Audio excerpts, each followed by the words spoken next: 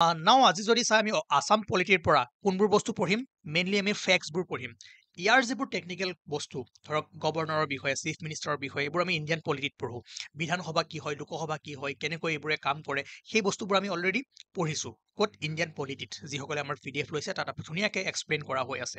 ইয়াত আমি কি পঢ়িম যে কিমানখন নাম্বাৰ আছে কোন হয় কিমান চনত কি আছিলে গতিকে আসাম পলিটিত আমি মেইনলি ফেক্টছবোৰ চাই যাম অ'কে এতিয়া আমি আৰম্ভ কৰোঁ প্ৰথম যদি চাই আমাৰ অসম বিধানসভা ঠিক আছে তাৰ কিমানখন আসন আছে 126খন ঠিক আছে অসমৰ পৰা লোকসভাত কিমানখন সিট আছে 14খন ৰাজ্যসভাত কিমানখন আছে 7খন বাস এইকেইটা মনত ৰাখি থৈ দিয়ক ইয়াৰ পৰা এটা কুৱেশ্যন বনিব পাৰে ঠিক আছে বৰ্তমান যদি চাই অসমৰ মুখ্যমন্ত্ৰী ডক্টৰ হিমন্ত বিশ্ব শৰ্মা আৰু গভৰ্ণৰ লক্ষ্মণ প্ৰসাদ আচাৰ্য আৰু ইউনিকমেৰেল আসাম লেজিসলেটিভ এছেম্বলি এতিয়া আমি অলপমান হিষ্ট্ৰিকেল বেকগ্ৰাউণ্ডটো চাওঁ অসমীয়াটো আছে ইংৰাজীটো আছে মই জাষ্ট ওপৰে ওপৰে পইণ্ট কেইটা কৈ যাম যদি ভালদৰে মন কৰে 1974ত অসমক কি কৰা হৈছিলে চিফ কমিশনাৰ প্ৰভিন্স হিচাপে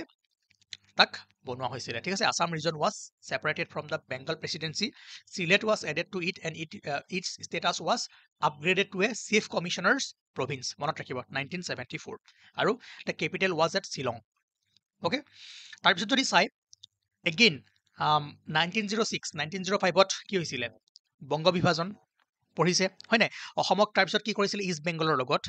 বেংগলৰ লগত টেক কৰিছিলে আৰু অসম লেফটেনেণ্ট গভৰ্ণৰৰ আণ্ডাৰত আহিছিলে ইণ্ডিয়ান হিষ্ট্ৰী আপোনালোকে পঢ়িছে গম পাইছে 1905 চনত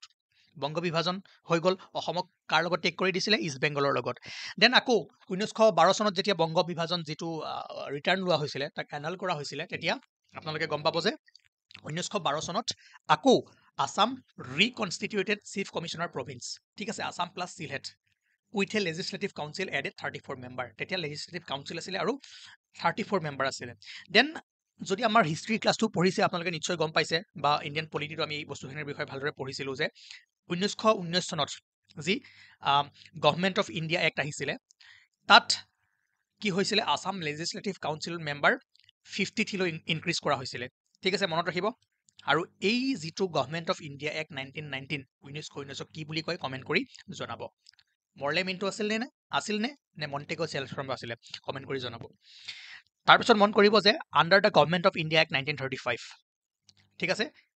তাত কি কৰা হৈছিল the council was expand into an assembly of 108 members and the legislative assembly provided after date legislature of Assam became bicameral চাওক ইয়াৰ আগলৈকে অসমত অকল কি আছিলে লেজিসলেটিভ কাউন্সিল আছিলে ঠিক আছে 1919 চনত ইয়াক 53 লৈ ইনক্ৰিজ কৰা হৈছিলে আৰু under the Government of India Act 1935 তাত যি লেজিসলেটিভ কাউন্সিল আছিলে তাক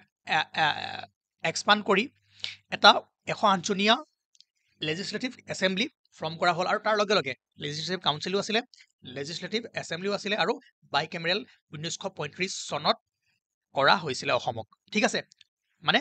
1935 চনত বুলি নহয় 1935 চনৰ যি গভৰ্ণমেণ্ট অফ ইণ্ডিয়া এক্ট আহিছিলে তাত এই প্ৰভিজনটো ৰখা হৈছিলে আকৌ এটা কথা মন কৰিব যে 1947 চনত যি আসাম লেজিসলেটিভ কাউন্সিল আছিলে তাক কি কৰা হ'ল এবলিছ কৰা হ'ল আৰু 1947 পৰা আকৌ আমাৰ যি অসম লেজিসলেচাৰ বিকাম ইউনিকেমেৰেল আৰু বৰ্তমান আমাৰ ইউনিকেমেৰেল হয় আমাৰ ইয়াত অকল কি আছে বিধানসভা আছে ঠিক আছে বৰ্তমান যদি চাই ভাৰতৰ 5খন নে 6খন ৰাজ্যত ঠিক আছে মই ভালদৰে আপডেট লোৱা নাই তাত বাই কেমেৰেল আপোনালোকে পাব পাৰে কিন্তু অসমত বৰ্তমান ইউনিকেমেৰেল ঠিক আছে অ'কে এইখিনি আপোনালোকে ভালদৰে মন কৰিব কাৰণ ইয়াৰ পৰা কেনেকুৱা কুৱেশ্যন আহিছে মই কুৱেশ্যনো কৰাম অসমীয়াটো আছে চিন্তা কৰিব নালাগে আপোনালোকে PDF যদি লয় অসমীয়া ইংৰাজী দুইটা মাধ্যমতে পাই যাব এতিয়া কেইটামান ফেক্টছ মনত ৰাখিব যে 1937 চনৰ 1 এপ্ৰিলত মহম্মদ সাদুল্লাই প্ৰথমবাৰৰ কাৰণে অসমত কি কৰিছিলে চৰকাৰ গঠন কৰিছিলে আৰু সেই সময়ত চিফ মিনিষ্টাৰ বুলি কোৱা হোৱা নাছিলে কি বুলি কোৱা হয় প্ৰাইম মিনিষ্টাৰ মনত ৰাখিব এনেকুৱা কুৱেশ্যন এটা আহিছেও এবাৰ ঠিক আছে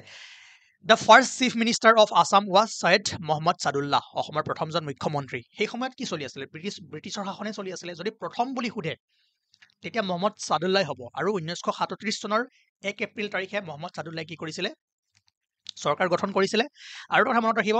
যদি সোধে স্বাধীন অসমৰ প্ৰথমজন মুখ্যমন্ত্ৰী কোন আছিলে তেতিয়া আপোনাৰ গোপীনাথ বৰদলৈ হ'ব ঠিক আছে এই দুটা বস্তু আপোনালোকে ভুল নকৰিব মই সদায় কওঁ যে যেতিয়া ক্লাছ কৰোঁ আপোনালোকে বস্তুবোৰ মন দি যাব তাত বহুত ইম্পৰ্টেণ্ট কথা কৈ যোৱা হয়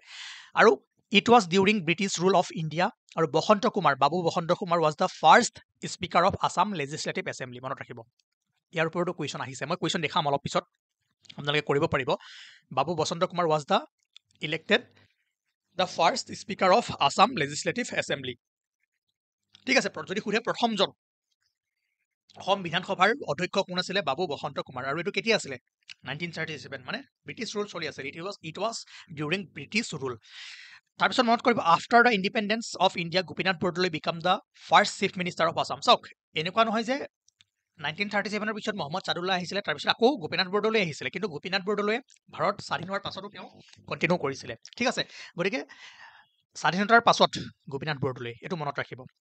নাও the first governor of independent of Assam প্ৰথমজন স্বাধীন অসমৰ বা স্বাধীন ভাৰতৰ প্ৰথমজন গভৰ্ণৰ আছিলে ছাৰ মহম্মদ ছালেহ আকবৰ হাইদাৰী এই বস্তুবোৰ আপোনালোকে মনত ৰাখিব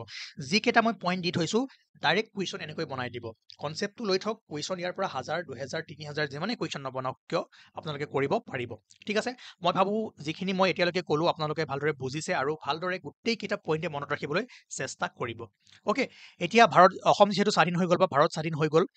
তাৰ পাছত আমি অলপমান ফেক্টছবোৰ চাব লাগিব কোন কোন মুখ্যমন্ত্ৰী আহিলে তেওঁলোকে কি কৰিলে সেইখিনি চোৱাৰ আগত মই এটা কুৱেশ্যন দেখাব ওলাইছোঁ আৰু কুৱেশ্যনটো আপোনালোকে নিজে কৰিব কাৰণ বস্তুবোৰ অলৰেডি আমি পঢ়ি আহিছোঁ এই কুৱেশ্যনটো এবাৰ ট্ৰাই কৰিব আৰু কমেণ্ট বক্সত কমেণ্ট কৰি জনাব ইয়াত দিছে যে consider the following statements Assam was formed into a chief commissioner province in 1874 second ষ্টেটমেণ্টটো আছে যে Assam was declared as a governor's province in 1921 ঠিক আছে ফাৰ্ষ্ট স্লাইডটোতে আমি পঢ়িছোঁ আপোনালোকে ইয়াৰ এনচাৰটো কমেণ্ট বক্সত কমেণ্ট কৰিব প'ষ্ট কৰক আকৌ যাওক আকৌ পঢ়ক এইটো কৰিবলৈ ট্ৰাই কৰক যিমানখিনি কৰিব সিমানখিনি পাৰিব বাকী এই কুৱেশ্যনটো আমি আহি আছোঁ লাহে লাহে ঠিক আছে এইখিনিলৈকে হৈ গ'ল নেক্সট মই কি ক'লোঁ অসম স্বাধীন হৈ গ'ল এতিয়া আমি চাম যে ফাৰ্ষ্ট চিফ মিনিষ্টাৰ কোন আছিলে স্বাধীন অসমৰ গোপীনাথ বৰদলৈ অ'কে অসমীয়াত আছে মই ইংলিছ শ্লাইডটোতে দেখাইছোঁ ঠিক আছে মই অসমীয়া শ্লাইডত দেখাইছোঁ এইবাৰ আমাৰ আছামিজ মিডিয়াম ষ্টুডেণ্টখিনি বহুতৰ অসুবিধা হয় ঠিক আছে আৰু গোপীনাথ বৰদলৈয়ে মুখ্যমন্ত্ৰীত্ব গ্ৰহণ কৰাৰ পাছত তেওঁ গুৱাহাটী বিশ্ববিদ্যালয় উদ্ঘাটন কৰিছিলে 1948 চনত চনটো মনত ৰাখিব আৰু গুৱাহাটী উচ্চ ন্যায়ালয় সেই সময়ত গুৱাহাটী উচ্চ ন্যায়ালয় বুলি কোৱা হৈছিলে 1948 চনত আৰু অল ইণ্ডিয়া ৰেডিঅ' ঠিক আছে গুৱাহাটীৰ ষ্টেচন 1948 চনত গতিকে এই তিনিটা বস্তু মনত ৰাখিব 1948 চনত অসমত তিনিটা মেজৰ ইনষ্টিটিউট ঠিক আছে বা প্ৰতিষ্ঠান এষ্টাব্লিছ হৈছিলে সেইকেইটা আছিলে আপোনাৰ গুৱাহাটী ইউনিভাৰ্চিটি 1948 গুৱাহাটী হাইকোৰ্ট 1948 আৰু গুৱাহাটী ষ্টেচন যি অল ইণ্ডিয়া ৰেডিঅ'ৰ গুৱাহাটী ষ্টেচন আছিলে এইটো 1948 হৈছিল আৰু সেই সময়ত মুখ্যমন্ত্ৰী কোন আছিল অসমৰ গোপীনাথ বৰদলৈ বহুত বেছি ইম্পৰ্টেণ্ট ঠিক আছে তাৰপিছত মন কৰিব যে 1950 চনত যেতিয়া গোপীনাথ বৰদলৈ মৃত্যু হয় তেতিয়া বিষ্ণুৰাম মেধিয়ে অসমৰ পৰৱৰ্তী মুখ্যমন্ত্ৰীৰ দায়িত্ব গ্ৰহণ কৰে চাওক ফাৰ্ষ্ট ছেকেণ্ড থাৰ্ড ফ'ৰ্থ এইকেইজন মুখ্যমন্ত্ৰীৰ নাম আপোনালোকে মনত ৰাখিব 1950 চনত গোপীনাথ বৰদলৈ মৃত্যু হয় তাৰপিছত ছেকেণ্ডজন কোন আছিলে অসমৰ মুখ্যমন্ত্ৰী বিষ্ণুৰাম মেধি স্বাধীন অসমৰ ঠিক আছে আৰু 1950 চনৰ পৰা 1957 চনলৈকে তেওঁৰ কাৰ্যকালত প্ৰথম পঞ্চবাৰ্ষিক পৰিকল্পনা আৰম্ভ হয় এইটো মনত ৰাখিব ফাৰ্ষ্ট যি ভাৰতত পঞ্চবাৰ্ষিক পৰিকল্পনা এতিয়াতো নাইকিয়া হৈ গ'ল এতিয়া স্ক্ৰেপ হৈ গ'ল আপোনালোকক মই পলিটিত পঢ়াইছোঁ এতিয়া কি আহি গ'ল আপোনালোকে নিশ্চয় জানে গতিকে সেই সময়ত অসমৰ মুখ্যমন্ত্ৰী কোন আছিলে বিষ্ণুৰাম মেধি ঠিক হয় আৰু পঞ্চায়ত শাসন ব্যৱস্থা প্ৰৱৰ্তন কৰা হয় আৰু কৃষি খণ্ডই অধিক গুৰুত্ব লাভ কৰে আৰু বিষ্ণুৰাম মেধিৰ আণ্ডাৰত যি পঞ্চবাৰ্ষিক পৰিকল্পনা পঞ্চায়ত শাসন ব্যৱস্থা আমি অলপ পিছত গৈ আছোঁ পঞ্চায়তী ৰাজৰ বিষয়ে আৰু অসমৰ কৃষি খণ্ডত গুৰুত্ব আৰোপ কৰে তৃতীয়জন মুখ্যমন্ত্ৰী আছিলে অ'কে এবাৰ মই ইংৰাজীটো দেখাই দিছোঁ আপোনালোকে প'ষ্ট কৰি ফালে স্ক্ৰীনশ্বট লৈ লওক বা যদি আপোনালোকক PDF লাগে 8822614404 ইয়াত কণ্টেক্ট কৰিলে ধুনীয়াকৈ পাই যাব তাৰপিছত যিজন 3 নম্বৰ থাৰ্ড চিফ মিনিষ্টাৰ আছিলে তেওঁ আছিলে বিমলা প্ৰসাদ চলিহা ঠিক আছে তেওঁ 1957 চনৰ পৰা 1970 চনলৈকে কি কৰিছিলে তেওঁ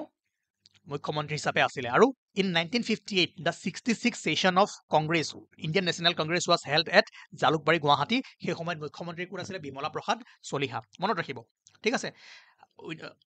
66 সংখ্যক যি ইণ্ডিয়ান কংগ্ৰেছৰ সেশ্যন আছিলে আমি আগতে পঢ়িছিলোঁ ইণ্ডিয়ান পলিটিক বস্তুবোৰ পঢ়ি আহিছিলোঁ হয়নে আৰু সেই সময়ত ক'ত হৈছিলে জালুকবাৰীত হৈছিলে আৰু during his time Saraighat bridge কাৰ সময়ত য়েছ বিমলা প্ৰসাদ চলিহাৰ কাৰ্যকালতেই শৰাইঘাট ব্ৰিজ নিৰ্মাণ কৰা হৈছিলে ব্ৰহ্মপুত্ৰ নদীৰ ওপৰত আৰু an oil refinery was establish as Noonmati Guwahati in 1962 বহুত বেছি ইম্পৰ্টেণ্ট পইণ্ট আছামিজ শ্লাইডতে চাওক যে ব্ৰহ্মপুত্ৰৰ ওপৰত যি শৰাইঘাটৰ দলং আছে আহিব পাৰে কিমান চনত সকলোৱে জানে চনটো সেই সময়ত অসমৰ মুখ্যমন্ত্ৰী কোন আছিলে ঠিক আছে গম পালে কিয় মই সদায় আপোনালোকক এই পইণ্টছবোৰ ইম্পৰ্টেণ্ট বুলি কৈ যাওঁ মোৰ যিবোৰ বুলেট পইণ্ট থাকে প্ৰত্যেকটো পইণ্টতে কিবা নহয় কিবা এটা কুৱেশ্যন বা দুটা তিনিটা কুৱেশ্যন লুকাই থাকিব অ'কে এই পইণ্টটো গম পালে during his time the Saraighat bridge was constructed over the Brahmaputra river and an oil refinery was establish as Noonmati in 1962 তাৰপিছত যদি চাই 1949 আৰু 1960 চনত আমি চাইছিলোঁ চাগে যে অসমত যি ফেমাছ লেংগুৱেজ ৰিভল্ট ভাষা আন্দোলন হৈছিলে ঠিক আছে আৰু সেই সময়ত অসমীয়া ভাষাক ষ্টেট লেংগুৱেজ হিচাপে ব্ৰহ্মপুত্ৰ উপত্যকাত অসমীয়া ভাষাক অফিচিয়েল লেংগুৱেজ হিচাপে সেই সময়ত স্বীকৃতি প্ৰদান কৰা হৈছিল আৰু বৰাক উপত্যকাত বেংগলী ভাষাক বা বঙালী ভাষাক কি কৰা হৈছিলে বা কাছাৰ ডিষ্ট্ৰিক্ট বা বৰাক উপত্যকাত বঙালী ভাষাক অফিচিয়েল লেংগুৱেজ হিচাপে স্বীকৃতি প্ৰদান কৰা হৈছিলে ভাষা আন্দোলন 1960 আপোনালোকে পাইছিলে আমি পঢ়িম চিন্তা নকৰিব অলপমান হেৰি ৰাখক ঠিক আছে তাৰপিছত যদি চাই মহেন্দ্ৰ মোহন চৌধুৰী তেওঁৰ সময়ত বহুতো উদ্যোগ গঢ় লৈ উঠিছিলে অসমত মহেন্দ্ৰ মোহন চৌধুৰীৰ সময়ত যদি চাই তেওঁৰ সময়ত বঙাইগাঁও পেট্ৰ'কেমিকেলছ জাগিৰোডৰ যোগীঘোপাৰ যি পেপাৰ মিল আছিলে শিলঘাটৰ যি মৰাপাট ফেক্টৰী আছিলে হয়নে নগাঁৱত সেই সময়ত মহেন্দ্ৰ মোহন চৌধুৰীৰ সময়ত এইখিনি বস্তু কি হৈছিলে প্ৰতিষ্ঠা পাইছিলে গতিকে মহেন্দ্ৰ মোহন চৌধুৰীৰ যি মুখ্যমন্ত্ৰিত্বৰ কাল আছিলে সেইখিনি আমাৰ কাৰণে ইম্পৰ্টেণ্ট হৈ যায় ঠিক আছে তেওঁৰ কাৰ্যকালতেই বঙাইগাঁও পেট্ৰ'কেমিকেলছ যোগীঘোপাত কাগজ কল আৰু নগাঁৱৰ শিলঘাটত পাট কাৰখানাৰ ভেটি স্থাপন কৰা হয় ঠিক আছে মনত ৰাখিব তাৰপিছত ইম্পৰ্টেণ্ট হ'ল যে এইটো 1972 চনত কংগ্ৰেছে নিৰপেক্ষ সংখ্যাগৰিষ্ঠতা লাভ কৰাৰ পিছত শৰৎ চন্দ্ৰ সিংহা সমতালৈ আহে অ'কে আৰু 1973 চনত অৱশেষত ৰাজধানীখন গুৱাহাটীৰ দিছপুৰলৈ স্থানান্তৰিত কৰা হয় ইয়াৰ আগলৈকে অসমৰ ৰাজধানী ক'ত আছিলে শ্বিলঙত আছিলে আৰু কাৰ সময়ত ৰ'ব এইটো ক'ত আহি গ'লো মই অ'কে শৰৎ চন্দ্ৰ সিনহা ঠিক আছে 1972 চনত তেওঁ অসমৰ মুখ্যমন্ত্ৰী হয় এইটো নহয় 1973 চনত কি হয় কেপিটেল অসমৰ ৰাজধানীখন শ্বিলঙৰ পৰা দিছপুৰলৈ স্থানান্তৰিত কৰা হয় কাৰ দিনত শৰৎ চন্দ্ৰ সিংহ বহুত বেছি ইম্পৰ্টেণ্ট মই যিখিনি কথা কৈ আছোঁ এই দুটা শ্লাইড যদি ভালদৰে বুজি পাইছে ভালদৰে যদি পইণ্টছবোৰ উলিয়াব পাৰিছে আপোনালোকৰ মেক্সিমাম বস্তু কভাৰ হৈ গৈছে not only TET not only Assam police SI APSCৰ কাৰণে আপোনালোকৰ এই বস্তুখিনি ভালদৰে ক্লিয়াৰ হৈ যাব এতিয়া নেক্সট যদি আপোনালোকে চাই আছাম পলিটি যিহেতু আমি পঢ়ি আছোঁ আপোনালোকে গম পাই যে দ্য আছাম মুভমেণ্ট হয়নে অসম আন্দোলন অসমীয়াটো আছে অসম আন্দোলন 1979 পৰা 1985লৈকে আপোনালোকে গম পাই যে অসমৰ যি অবৈধ অনুপ্ৰৱেশকাৰী আছিলে বাংলাদেশৰ পৰা যি হৈ আছিলে ইমিগ্ৰেণ্ট তাৰ বিৰুদ্ধে অসম আন্দোলন চলিছিলে তাৰপিছত কি হ'ল অসম চুক্তি স্বাক্ষৰিত হৈছিলে তাৰ বিষয়ে আমি আগতে বহুখিনি কুৱেশ্যন কৰিছোঁ সেই সময়ত মনত কৰিব যে সদৌ অসম ছাত্ৰ সন্থা আৰু সদৌ অসম গণ সংগ্ৰাম পৰিষদৰ নেতৃত্বত গঠিত এই আন্দোলনে ভাৰত চৰকাৰক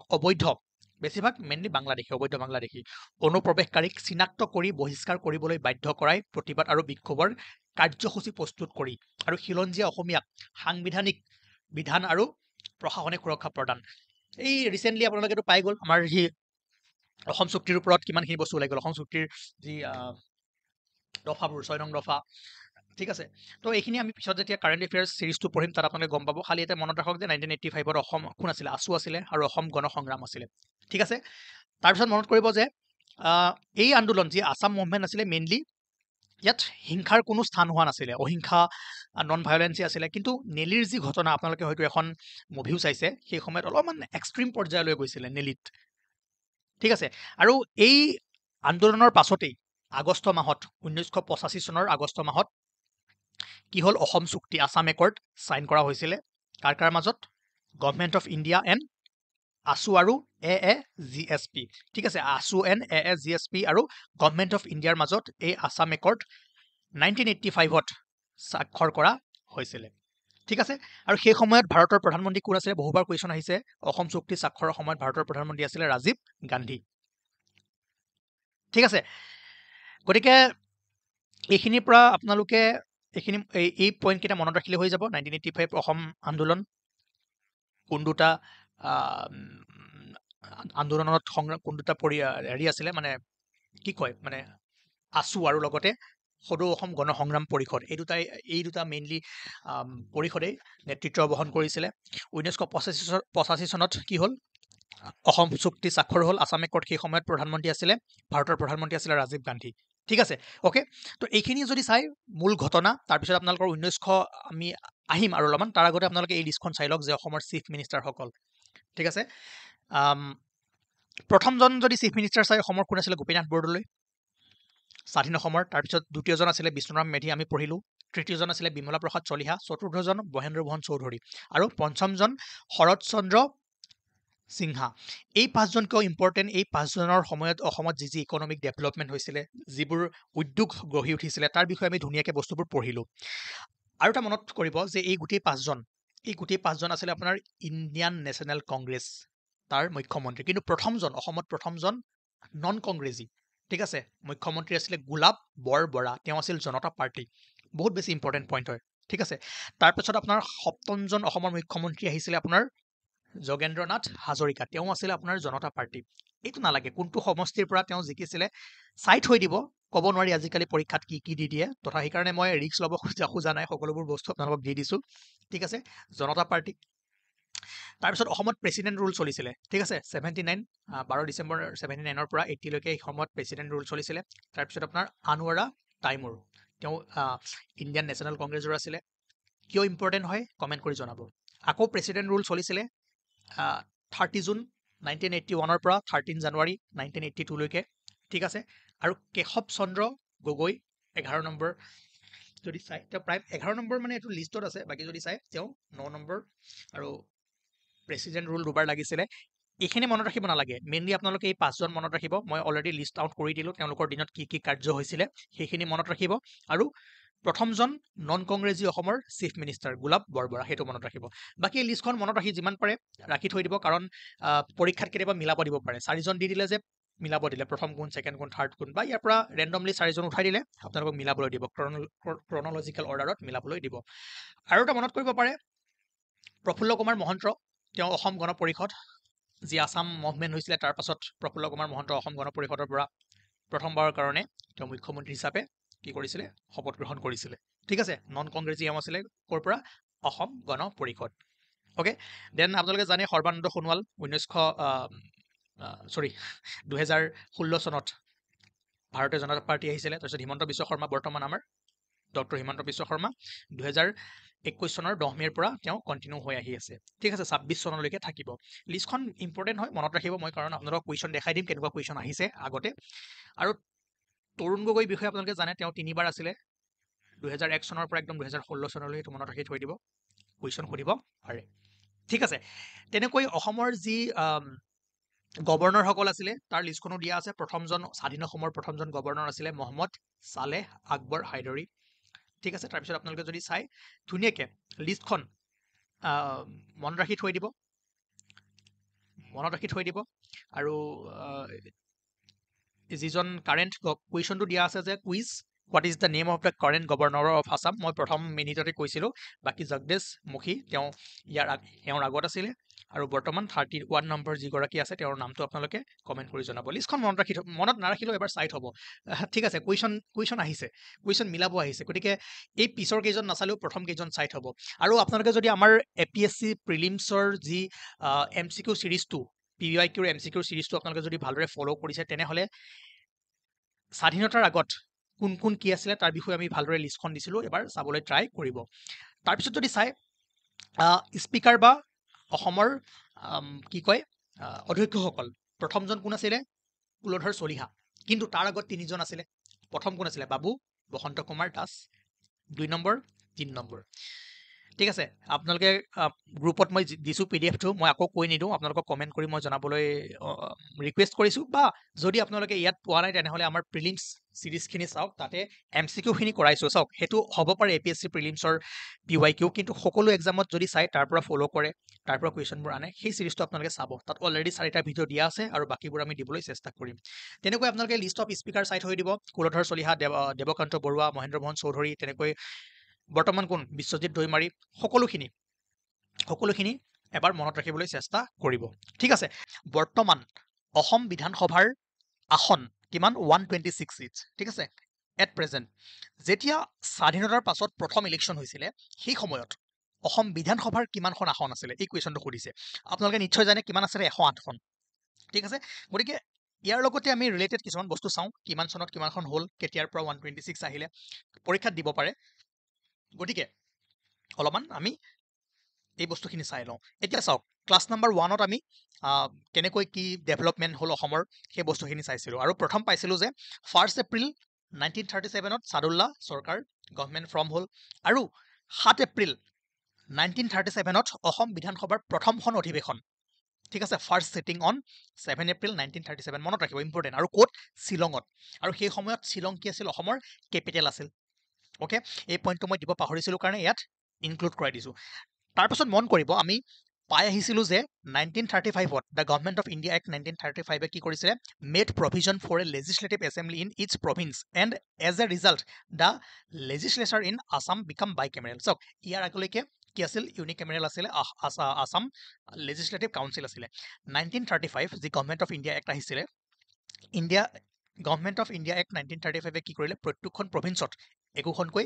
লেজিছলেটিভ এছেম্বলি প্ৰভাইড কৰিলে আৰু তাৰ পাছতেই 1937ত আছাম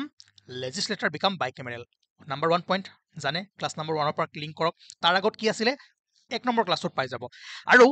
সেই সময়ত আছাম লেজিছলেটিভ এছেম্বলি হেড আ ষ্ট্ৰেংথ অফ 108 মেম্বাৰ্ছ 1937ত 108 মেম্বাৰ্ছ আছিলে যেতিয়া প্ৰথম চৰকাৰ গঠন হৈছিলে ঠিক আছে দেন এটা কথা মন কৰিব যেতিয়া পাৰ্টিশ্যন হৈছিলে পাৰ্টিশ্যনৰ সময়ত কি হ'ল যিখন চিলেট ডিষ্ট্ৰিক্ট আছিলে অসমৰ পাৰ্ট আছিলে কিন্তু পাৰ্টিশ্যনত যেতিয়া ৰিফাৰেণ্ডাম হ'ল সেই সময়ত চিলেট ডিষ্ট্ৰিক্ট ক'লে ট্ৰেন্সফাৰ হৈ গ'ল ইষ্ট পাকিস্তান এই কুৱেশ্যনটো বাৰে বাৰে আহি থাকে তলৰ কোনখন ডিষ্ট্ৰিক্ট পাৰ্টিশ্যনৰ সময়ত অসমৰ পৰা বাংলাদেশলৈ বা ইষ্ট পাকিস্তানলৈ স্থানান্তৰিত হৈছিলে কোনখন আছিল চিলেট আৰু চিলেটখন তালৈ ট্ৰেন্সফাৰ হোৱাৰ পাছতেই যি 108 মেম্বাৰ্ছ আছিলে কিমান সেই ষ্ট্ৰেংথটো কিমানলৈ কমি গ'ল 71 আছাম লেজিছলেটিভ এছেম্বলিৰ ঠিক আছে ওকে আৰু কিন্তু ইণ্ডিপেণ্ডেন্সৰ পাছত পুনৰ 108লৈ ইনক্ৰিজ হৈ গৈছিলে আৰু যেতিয়া প্ৰথম ইলেকশ্যন আৰম্ভ হৈছিল প্ৰথম ইলেকশ্যন হৈছিলে আফটাৰ ইণ্ডিপেণ্ডেন্স সেই সময়ত অসম বিধানসভাৰ আসন আছিলে 108খন গতিকে এই কুৱেশ্যনটো সেইটোৱে সুধিছে আপোনালোকে ভুল নকৰিব পাৰ্টিশ্যনৰ সময়ত 71 কমিছিলে কিন্তু আকৌ যেতিয়া ইণ্ডিপেণ্ডেন্সৰ পাছত প্ৰথম কি হৈছিল ইলেকশ্যন হৈছিলে 108 হৈছিলে ওকে তাৰ পাছত আমি সৰু বৰ দুই এটা ঘটনা চাওঁ আৰু কেনেকৈ এইবোৰ ফ্লাকচুৱেট হৈ আছিলে আমি চাবলৈ ট্ৰাই কৰিম চাওক আৰু এটা কথা মন কৰিব যে 1947ত অসমৰ যি লেজিছলেটিভ কাউন্সিল আছিলে তাক স্ক্ৰেপ কৰা হৈ গ'ল এবলিছ কৰা হৈ গ'ল আৰু পুনৰ 1947ৰ পৰা আছাম লেজিছলেচাৰ বিকাম ইউনিকেমেৰেল ঠিক আছে 1937ত আহি গ'ল বাই কেমেৰেল হৈ গ'ল তাৰপিছত 1947ত কাউন্সিল একেবাৰে এবলিছ হৈ গ'ল দেন এতিয়াৰ পৰা কি হ'ব লেজিছলেটিভ এছেম্বলি আৰু পুনৰ ইউনিকেমেৰেল হৈ গ'ল চনটো মনত ৰাখিব 1947 সুধিব পাৰে কেতিয়াবা কিমান চনৰ পৰা তাৰপিছত নিশ্চয় আপোনালোকে জানে এই ঘটনাখিনি চোৱাৰ আগত আমি এটা চাওঁ তাৰপিছত যেতিয়া 1952ৰ পৰা 57 ঠিক আছে 52ৰ পৰা 57 যেতিয়া ছেকেণ্ড এছেম্বলি হৈছিলে সেই সময়ত আপোনাৰ 108 আছিলে ঠিক আছে সৰি in 1952 to 57 Assam legislative assembly strength was 108 ঠিক আছে 52ৰ পৰা 57ৰ ভিতৰত 108 আছিলে ৰিচিং ষ্টিল লোৱাৰ টু 105 ইন 1957ৰ পৰা 1962 যেতিয়া ছেকেণ্ড এছেম্বলি হ'ল আপোনাৰ 57ৰ পৰা 62 সেই সময়ত আপোনাৰ 105 হলে আকৌ ডিক্ৰিজ হৈ গ'ল আকৌ 1967ৰ পৰা 72 থাৰ্ড এছেম্বলি তেতিয়া আকৌ 114 লৈ ইনক্ৰিজ হৈ গ'ল ঠিক আছে মনত ৰ'ব দেন যেতিয়া ফিফথ এছেম্বলি 1972 to 78 তেতিয়া কিমান হৈ গ'ল ষ্ট্ৰেংথ 126 লৈ ইনক্ৰিজ হৈ গ'ল আৰু এতিয়াও সেইটো কণ্টিনিউ হৈ আছে ঠিক আছে গতিকে এই পইণ্টখিনি মনত ৰাখিব সুধি দিব পাৰে যে যেতিয়া আপোনাৰ 1957ৰ পৰা 62ৰ সময়ত অসম বিধানসভাৰ কিমান ষ্ট্ৰেংথ আছিলে 114 যেহেতু ইণ্ডিপেণ্ডেন্সৰ পাছত সুধিছে এইখিনি আপোনালোকে এবাৰ চাই থৈ দিব ঠিক আছে কিন্তু তাৰ আগতে দুটামান পইণ্ট মই দিবলৈ পাহৰি গৈছিলোঁ আপোনালোকে নিশ্চয় জানে যে নাই এইখিনিতো দিছিলোঁ আমি কিন্তু মই আকৌ দি দিছোঁ 1963ত নাগালেণ্ড বিকাম ছেপাৰেট ষ্টেট অসমৰ পৰা নাগালেণ্ড ছেপাৰেট হৈ গ'ল আৰু 1968ত নাগালেণ্ড অসমৰ পৰা ছেপাৰেট হৈছিলে আৰু তেনেকৈ 1971ত মেঘালয় ঠিক আছে মেঘালয়ো ফুল ফ্লেজেড ষ্টেট হৈ গ'ল আৰু যেতিয়া 1971ত মেঘালয় ছেপাৰেট হৈ গ'ল সেই সময়লৈকে অসমৰ ৰাজধানী আছিলে ক'ত য়েছ দিছপুৰত আছিলে ক্লাছ নম্বৰ 1টো মনত পেলাওক কাৰ চৰকাৰ আছিলে কোনে চেঞ্জ কৰিলে কি কৰিলে বস্তুবোৰ লিংক কৰি পঢ়ি আহক ঠিক আছে আৰু 1972 সেইকাৰণে গভৰ্ণমেণ্ট অফ আছামে অসম চৰকাৰে ভাবিলে কি যে মানে সিদ্ধান্ত ল'লে কেপিটেল শ্বিলঙৰ পৰা দিছপুৰলৈ বা গুৱাহাটীলৈ শিফ্ট কৰাৰ আৰু সেইকাৰণে যদি কুৱেশ্যন আহে কিমান চনত গুৱাহাটী দিছপুৰৰ পৰা গুৱাহাটীলৈ কেপিটেল শিফ্ট হৈছিলে 1972 কিন্তু ইয়াৰ মাজৰ যিবোৰ ঘটনা আছিলে ক্লাছ নাম্বাৰ ইণ্ডিয়ান পলিটিৰ ক্লাছ নাম্বাৰ 1ত কৰা হৈ আছে আপোনালোকে নোটছখিনি চাওক বা এই ক্লাছটো কৰি আকৌ এবাৰ চাই ল'ব যোনে যোনে চোৱা নাই যোনে চাইছে ভাল কথা ঠিক আছে অ'কে নাও আৰু এটা কথা মন কৰিব যে ফাৰ্ষ্ট বাজেট সেশ্যন দিছপুৰত 16 March 1973 হৈছিলে মনত ৰাখিব the first sitting of the budget session of Assam Legislative Assembly was held at the temporary capital at Dispur on 16th of March 1973 এইকেইটা পইণ্ট মই ৰৈ গৈছিল কাৰণে দিছো কিন্তু বাকি বস্তুখিনি আপোনালোকে পাইছে ঠিক আছে তো এইখিনি আমাৰ কমপ্লিট হৈ গ'ল নাও কেইটামান আমি নতুন বস্তু পঢ়িবলৈ গৈ আছো ইয়াত কোনো টাইম লাইনত পঢ়া নাই আমি এতিয়া জাষ্ট ইনফৰমেশ্যনখিনি আপোনালোকে গেডাৰ কৰক পৰীক্ষাত ডাইৰেক্ট আহিব পাৰে কেইটামান অৰ্গেনাইজেশ্যন তাৰে ভিতৰত ইম্পৰ্টেণ্ট আছিল আছাম এছ'চিয়েশ্যন ঠিক আছে আছাম এছ'চিয়েশ্যন 1903 চনত স্থাপিত হৈছিলে যদি কুৱেশ্যন আহে যে কিমান চনত আছাম এছ'চিয়েশ্যন ফৰ্ম হৈছিলে বা গঠন হয় 1903 চনত কিন্তু ফাৰ্ষ্ট সেশ্যন প্ৰথম অধিৱেশন হৈছিলে 1905 চনত ক'ত ডিব্ৰুগড়ত আৰু প্ৰভাত চন্দ্ৰ বৰুৱা প্ৰথম প্ৰেচিডেণ্ট আছিলে জগন্নাথ বৰুৱা ভাইচ প্ৰেচিডেণ্ট আছিলে আৰু মানিক চন্দ্ৰ বৰুৱা জেনেৰেল ছেক্ৰেটাৰী আছিলে এই গোটেই লাইনটো ডাইৰেক্ট মনত ৰাখিব ষ্টেটমেণ্ট বেছ কুৱেশ্যন যদি কেতিয়াবা দিয়ে ডাইৰেক্ট এই লাইনটো উঠাই দিলে সৰু সুৰা কিবা এটা বস্তু চেঞ্জ কৰি দিলে কি হ'ব ভুল হৈ যাব বা গোটেইখিনি ঠিকে থাকিলে শুদ্ধ হৈ গ'ল অ'কে তো কুৱেশ্যন যিকোনো প্ৰকাৰে আহিব পাৰে আপোনালোকে পইণ্টছবোৰ চাই যাওক মন কৰিব যে আছাম এছ'চিয়েশ্যন 1903 চনত ফৰ্ম হ'ল কিন্তু তাৰ পাছত কি হ'ল আছাম এছ'চিয়েশ্যনে ইণ্ডিয়ান নেশ্যনেল কংগ্ৰেছৰ লগত কোঅপাৰেট কৰিব ধৰিলে ইণ্ডিয়ান নেশ্যনেল কংগ্ৰেছৰ যিবোৰ প্ৰগ্ৰাম আছিলে তাত আগভাগ ল'লে আৰু নন কোঅপাৰেশ্যন মুভমেণ্টৰ সময়তো আছাম এছ'চিয়েশ্যনে ইণ্ডিয়ান নেশ্যনেল কংগ্ৰেছৰ লগত একেলগে কাম কাজ কৰিছিলে আৰু সেইকাৰণে 1921ত ডিচাইড কৰিলে যে আছাম এছ'চিয়েশ্যন আৰু যি সেই সময়ত 1921ত Assam provincial Congress committee APCC form হৈছিলে তাৰ লগত আছাম এছ'চিয়েশ্যন কি হ'ল মাৰ্জ হৈ গ'ল ঠিক আছে এটা লিখা আছে যে gradually the Assam association gut actively involved with the program initiated by the National Congress like non-cooperation movement and decided to merge itself in the newly formed Assam Provincial Congress Committee in 1921 দুটা বস্তু সোমাই আছে 1921 চনত APCC form হৈছিলে Assam provincial Congress committee আৰু সেই 1921 চনতে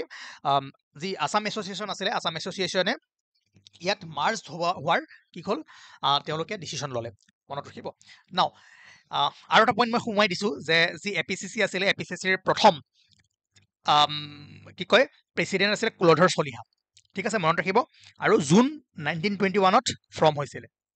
okay আৰু হেডকোৱাৰ্টাৰ ক'ত আছিল গুৱাহাটীত আছিলে এই পইণ্টখিনি ধুনীয়াকৈ মনত ৰাখি থৈ দিয়ক আৰু ইয়াৰ পৰা পৰীক্ষাত 100% কুৱেশ্যন আহিব মই কৈছোঁ আহিব মানে আহিব তাৰ পাছত যদি চাই অসম ছাত্ৰ সন্মিলন first and largest student organisation of Assam এটা ডাঙৰ অৰ্গেনাইজেশ্যন আছিলে যিটো অৰ্গেনাইজেশ্যন বা যিটো সংস্থাৰ জৰিয়তে অসমৰ ছাত্ৰ ছাত্ৰীসকলে পলিটিকেল এক্টিভিটিজত আগভাগ লৈছিলে বিভিন্ন গানেৰে বা কলাৰে সাহিত্যৰে তেওঁলোকে আন্দোলন প্ৰতিবাদ এইবোৰ কৰিবলৈ সুবিধা পাইছিলে গতিকে অসম ছাত্ৰ সন্মিলনটো ইম্পৰ্টেণ্ট হয় যিটো 25 ডিচেম্বৰ 1916 চনত লতাশিল প্লেগ্ৰাউণ্ডত ফৰ্ম কৰিছিলে ঠিক আছে it was from on 25 December মনত ৰাখিব 25 December 1916 at the Latasil playground Kamrup metro' Guwahati আৰু প্ৰথম প্ৰেচিডেণ্ট আৰু ফাউণ্ডাৰ আছিলে কোন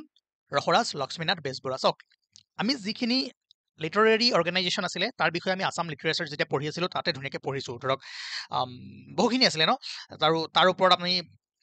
কিছুমান ইম্পৰ্টেণ্ট ফেক্টছো পঢ়িছিলোঁ কিন্তু ইয়াত আমি পলিটিকেল বা হাফ পলিটিকেল যিবোৰ পলিটিকেল প্ৰথমে নাছিলে কিন্তু পিছত পলিটিকেল হৈ গ'ল যেনেকৈ ধৰক আছাম এছ'চিয়েশ্যন পিছত মাৰ্জ হৈ গ'ল তো এইবোৰ আমি ভালদৰে অলপমান চাই আছোঁ ঠিক আছে গতিকে আপোনালোকে কমপ্লিট বস্তু দিয়া আছে আপোনালোকে ভালদৰে প্লেলিষ্টত যাব আৰু চাবলৈ ট্ৰাই কৰিব নাও ইয়াত ইম্পৰ্টেণ্ট কি হয় অসম ছাত্ৰ সন্মিলন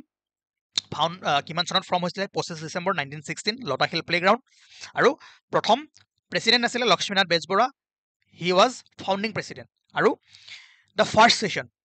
অসম ছাত্ৰ সন্মিলনৰ প্ৰথম ছেশ্যন ক'ত হৈছিলে গুৱাহাটীত হৈছিলে ঠিক আছে ভেৰি ভেৰি ইম্পৰ্টেণ্ট পইণ্ট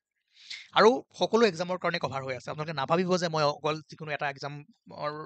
মানে টাৰ্গেট কৰি পঢ়াওঁ তেনেকুৱা কোনো কথা নহয় আৰু কেইটামান ইম্পৰ্টেণ্ট এছ'চিয়েশ্যন চাব যে যোৰহাট সাৰ্বজনিক সভা জগন্নাথ বৰুৱাই 1875 চনত যোৰহাট ডিষ্ট্ৰিক্টত কি কৰিছিলে এষ্টাব্লিছ কৰিছিলে। বাছ ইমানখিনি পইণ্ট জানিছিলেও হৈ যাব, পৰীক্ষাত আৰু বেছি ভিতৰত সোমাব নালাগে। তেনেকৈ কেইটামান অৰ্গেনাইজেশ্যন বা association,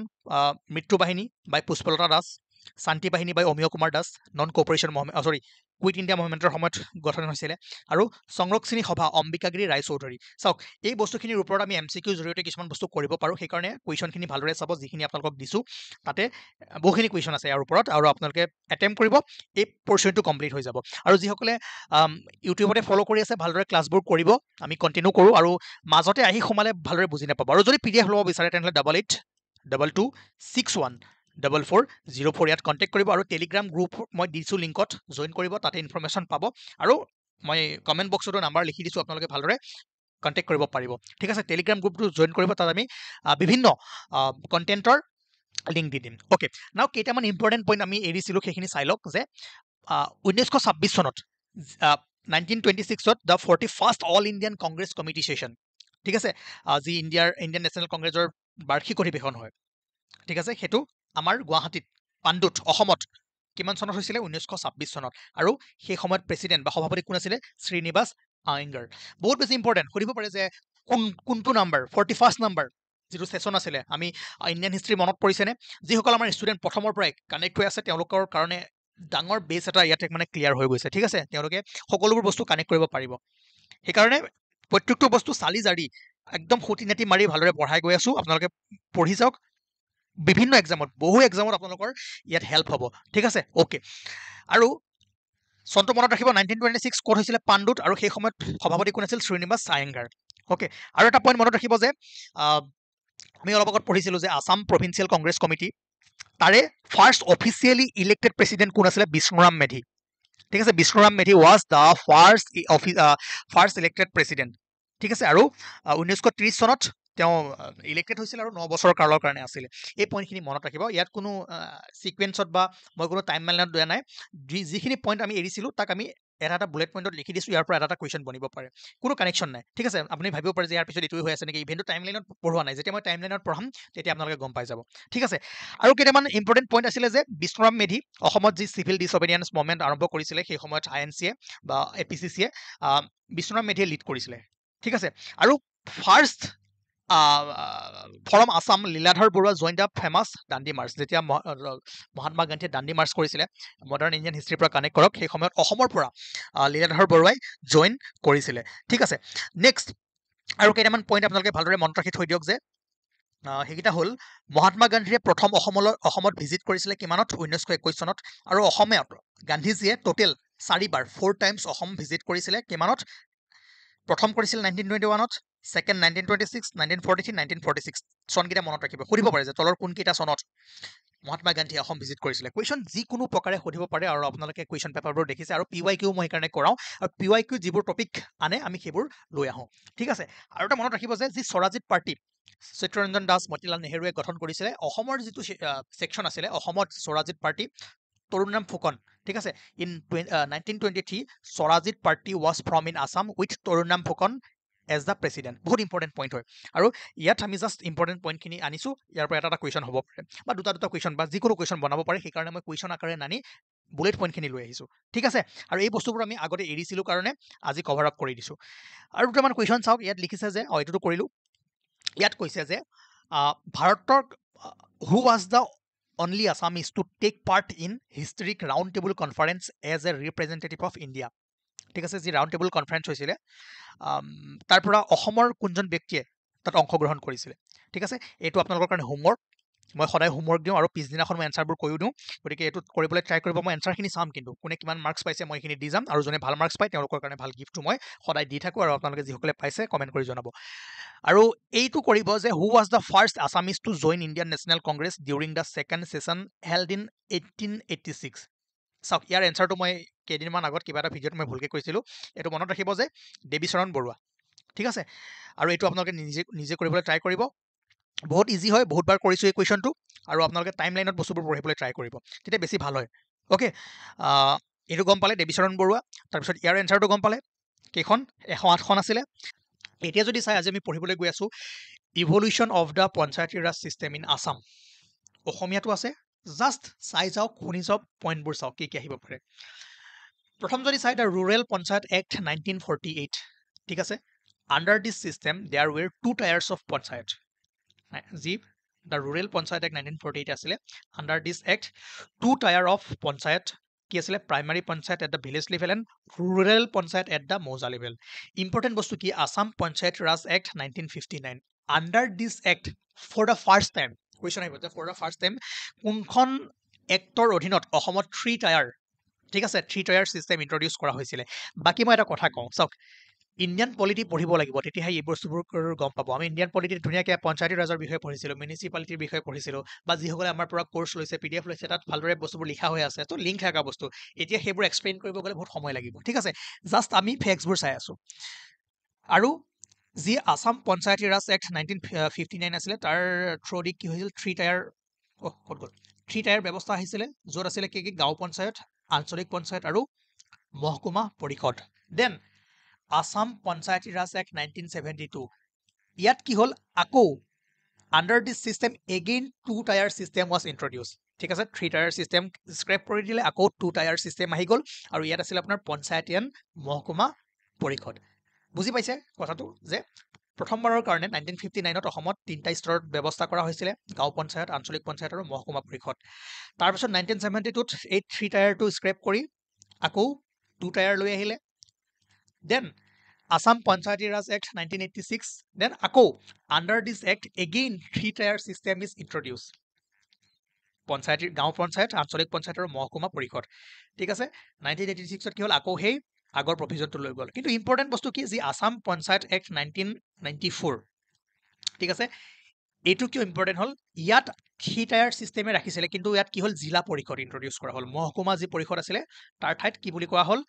A 3 tier system with Zila Parishad has been introduced. গাঁও পঞ্চায়ত আঞ্চলিক পঞ্চায়ত আৰু জিলা পৰিষদ বৰ্তমান আমাৰ কি হয় 3 টায়াৰ সিস্টেম প্ৰচলিত হৈ আছে কিয় আপোনালোকে নিশ্চয় জানে যে যি 73rd কনস্টিটিউশনাল এমেন্ডমেন্ট আহিছিলে 1993 April 24 1993 is a landmark day in history of Panchayat Raj in India as on this day the constitution মনত ৰাখিব কোনটো amendment 73rd amendment act 1992 came into force to provide constitutional status to the Panchayati Raj institution যি Panchayati Raj institution আছে তাক সাংবিধানিক মৰ্যাদা constitutional status দিয়া হৈছিলে কোনটো amendmentৰ যোগেদি 73rd 1993 ঠিক আছে আৰু সেই যি Panchayati Raj Act 1993 তাৰ ফিচাৰ্স সমূহ কি আছিলে to provide 3 tier system of Panchayati Raj for all state having population over 20 lakhs to be hold panchayat election regularly every 5 years 5 বছৰৰ মুৰে মুৰে পঞ্চায়তী ৰাজ কি কৰা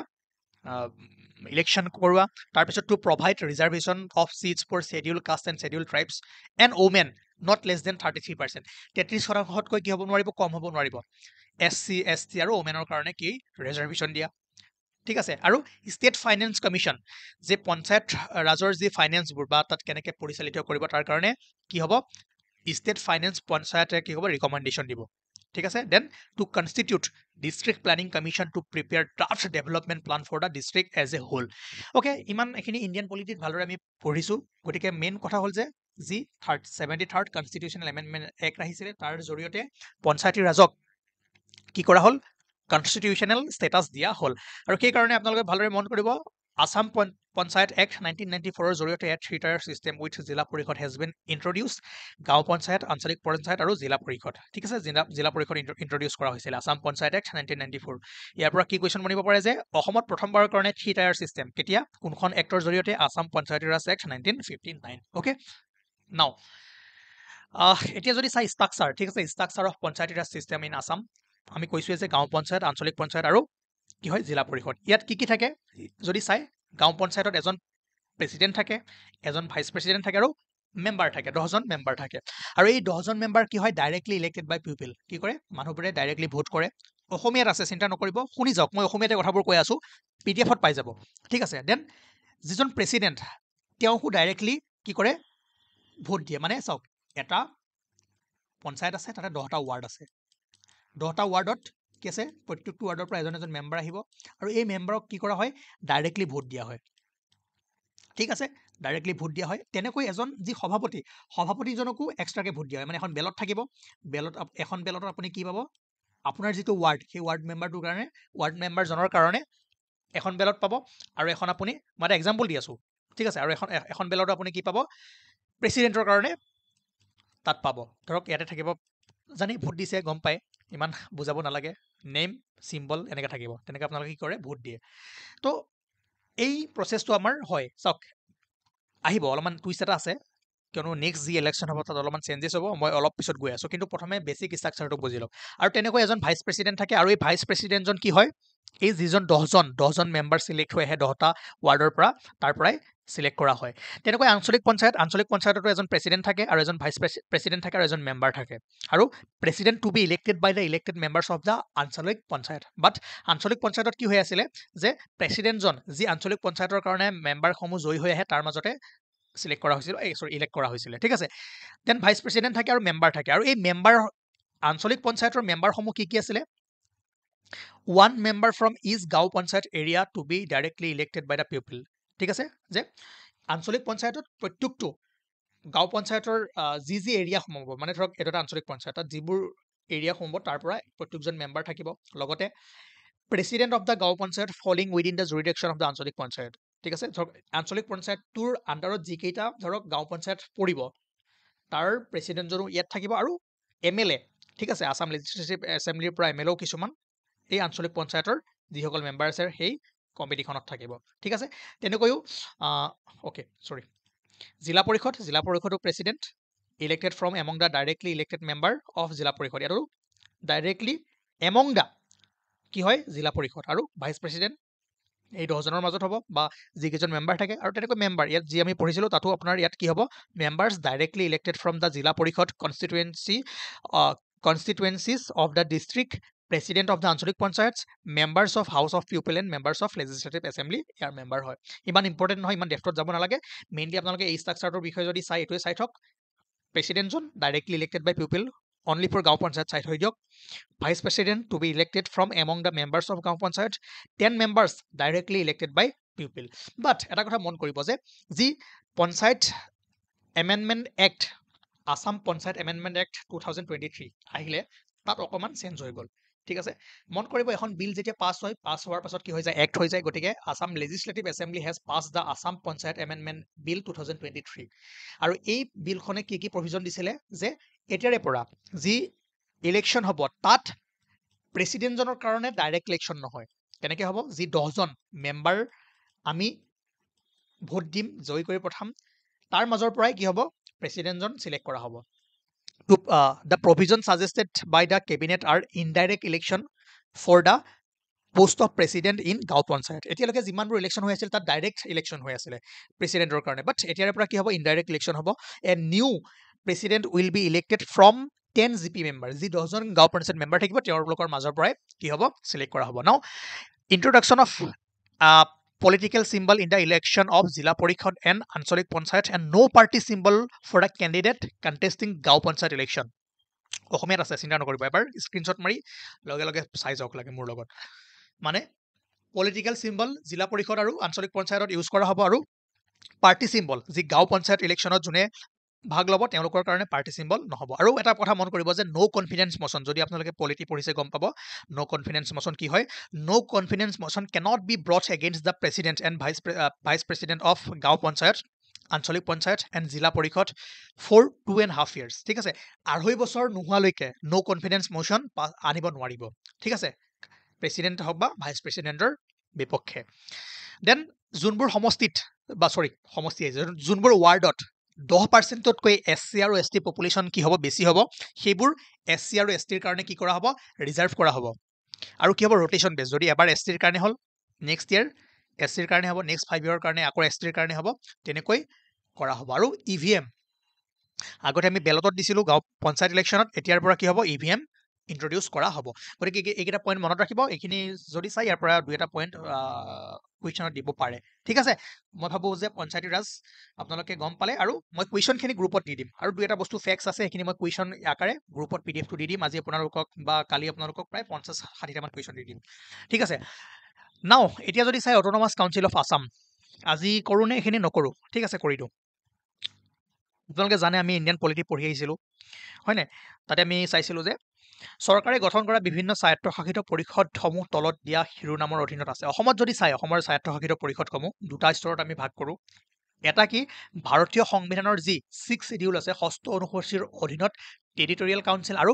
ৰাজ্যিক আইনৰ অধীনত গঠিত বিধিগত স্বায়ত্তশাসিত পৰিষদ। অ'কে, অসমৰ যি অট'নমাছ কাউন্সিলসমূহ আছে